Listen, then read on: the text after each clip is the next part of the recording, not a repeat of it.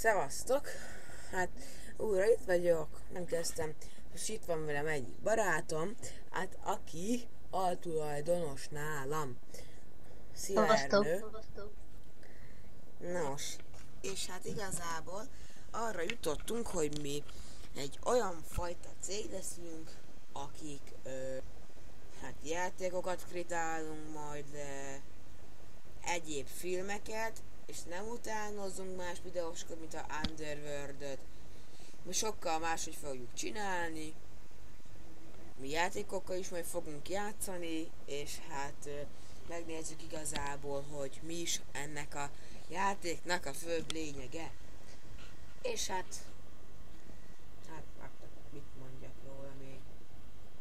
Igazából többet nem tudok mondani, mert majd Ernő is fog még ezekkel foglalkozni, amiket itt, ezeket most elmondtam, majd én is.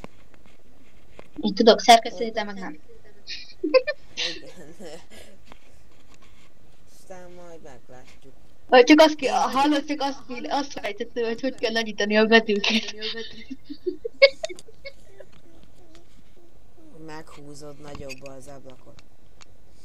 Na, és hogy nem lesznek trollkodós videók se. Jaj. Szóval, ja.